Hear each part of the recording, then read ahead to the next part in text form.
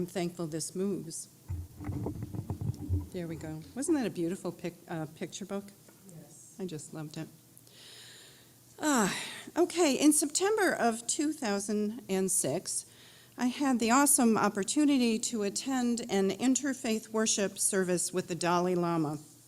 It was an intimate gathering of about 6,000 people at the Alumni Arena at the University of Buffalo. Perhaps you were there as well. Now, His Holiness the Dalai Lama had requested this worship service as a condition of his visit to UB. He wanted to be an opportunity for many of the world's faith traditions to come together and reflect on the meaning of unity, peace, and compassion. Now, my son Michael was a student at UB at the time, and he stood in line from early morning in order to get us good tickets, and our seats were in the second row right on the aisle. We were within arm's reach of all the dignitaries and the Dalai Lama himself as they processed into the arena. We were fortunate to be connected in an intimate way when so many others were seated so far back. It was an impressive procession. Members from indigenous tribes danced down the aisles to begin with. They were in full regalia, feathers and furs, drums and voices singing. Behind them were other dignitaries. There was an imam from the Islamic Society, ministers from the Presbytery of Western New York, the Episcopal Diocese, Baptist, African, Methodist, Episcopal, and Unitarian Universalists. Others present included representatives from the Society of Friends, Baha'i, Hindus, Sikh, Rabbi, and a Catholic bishop. And these folks were decked out. There were stoles and chasubles and robes flowing in brilliant colors of purple and red with many symbols of diverse faiths proudly displayed. Our UU minister was dressed in a tasteful blue suit. Once the interfaith dignitaries reached their seats, the Dalai Lama entered the arena, and he was surrounded by Buddhist monks in golden robes. Horns and bells and much fanfare followed him. It was amazing. Now, I have to say, I was a little bit skeptical of my reaction to his presence. People who had been in his presence before said to me, "You will feel His Holiness." And as a good Unitarian Universalist, I kind of doubted that. But I was wrong. When he passed by me, within touching distance, I felt an essence of human kindness emanate from his being. It almost made my soul jump. I'd never felt like that ever before, and I honestly haven't since. I was in awe. So you can imagine how I got a bit annoyed as the service progressed. You see, it was September, right, and the hay fever season, and I suspect the Dalai Lama was suffering from one of those sneezy days.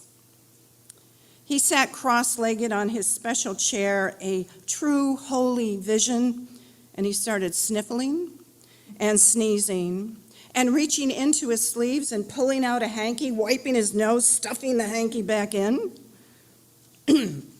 I was annoyed. My image of divinity and dignity were becoming flawed. It certainly wasn't perfect. While the service continued with a gentle grace, each faith tradition offered a prayer, a dance, a song of unity, compassion, and peace. It was beautifully choreographed.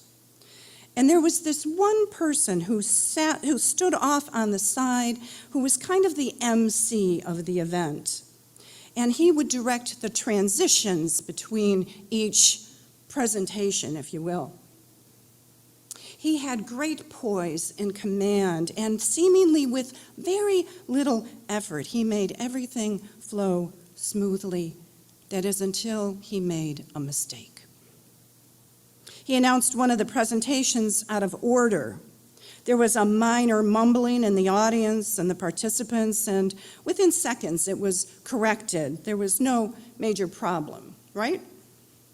That is until the Dalai Lama spoke.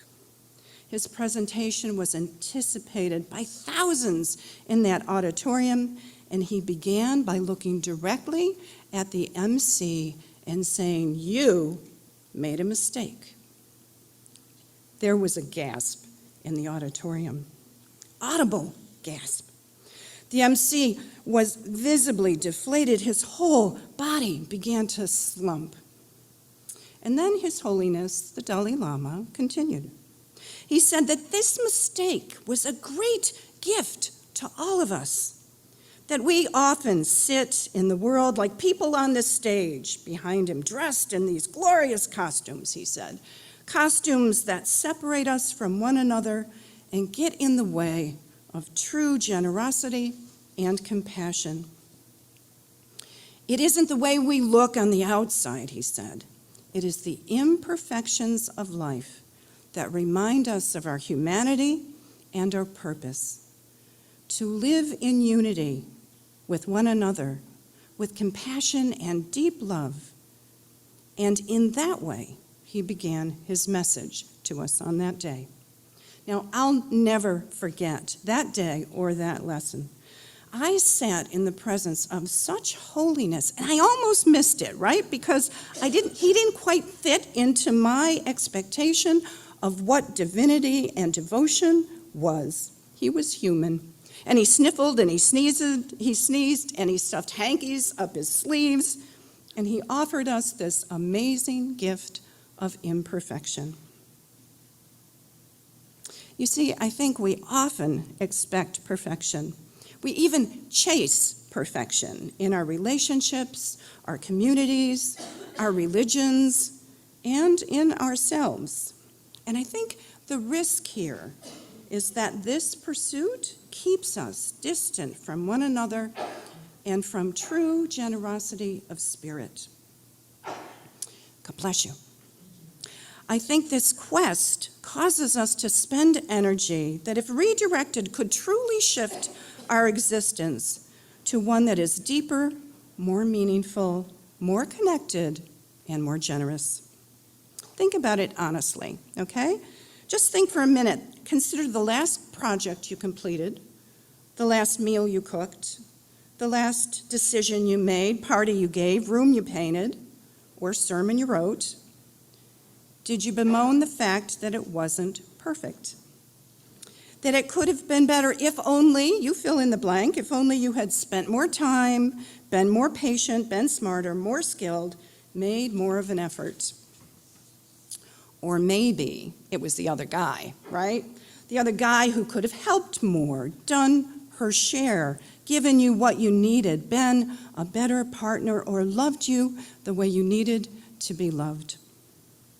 I'm afraid that this pursuit of perfect, we most often find ourselves and others lacking. I think it's a dangerous two-step. It keeps us from devoting ourselves to a cause or a community, a political candidate, or even a loved one or a partner, because it isn't perfect. And at the same time, we shy away from this kind of generosity of spirit because we aren't perfect. We don't measure up.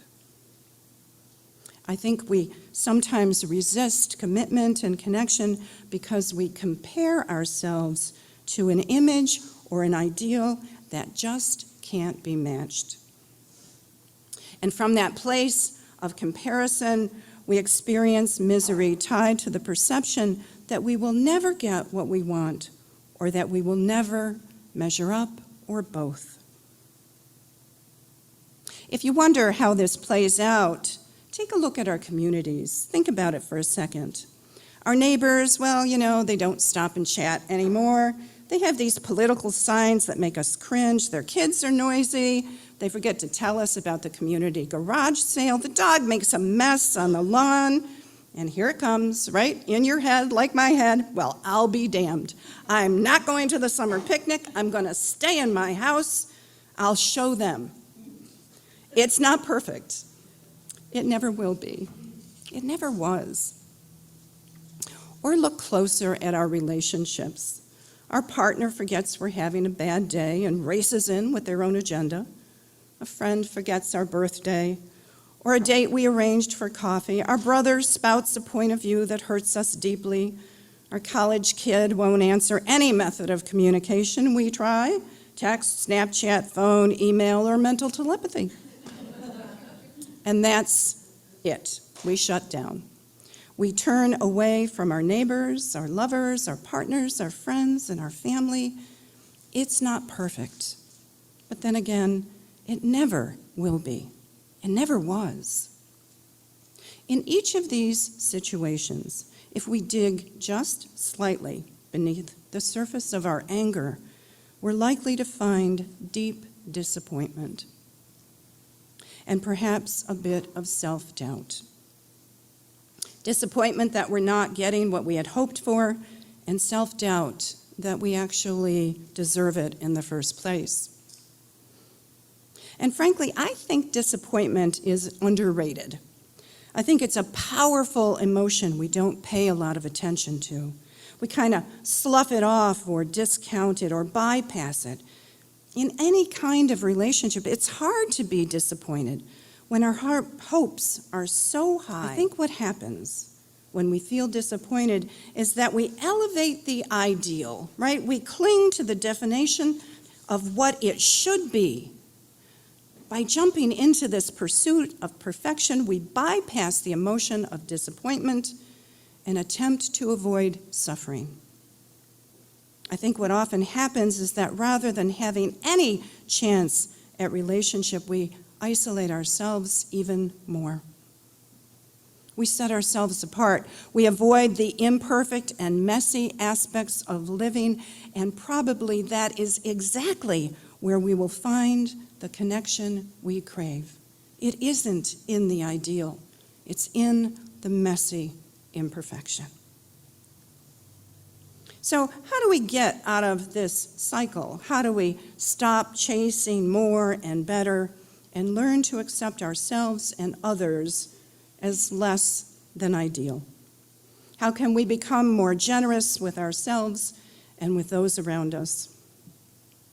Now, I think it's human nature to want life to go our way, to see what is possible and not settle for what is. I can even say it has served humanity to extend our reach with our hopes and our goals. But I think there's a sweet spot here when it comes to human interaction, a sweet spot between being disheartened and angry and finding satisfaction in life that is ordinary and blessedly imperfect. Our hope is that in the tangle of relationship, we find enough to feed our soul and satisfy our weary heart. Excuse me for a second. Dr. Timothy Miller is a researcher and clinical psychologist, and he wrote a book called How to Want What You Have. I love that title.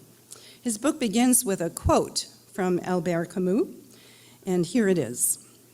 If there is a sin against life, it consists perhaps not so much in despairing of life as in hoping for another life and eluding the implacable grandeur of this life.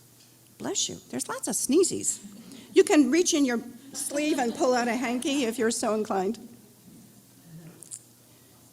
We know that many of the world religions challenge us to be grateful for what we have and not give in to our insatiable desires that drive us to always, always want more. Yet I think the instinct to never be satisfied and focus on beyond the present precious moment is very strong in our society. How many times have you looked at the news or on Facebook or commercials and seen the list of things you want for the holiday season? You can't live without these things. Dr. Miller believes there's a value in breaking these habits we have for reaching for more. He challenges us to shift our attitudes and engage in actions designed to bring about a change of heart.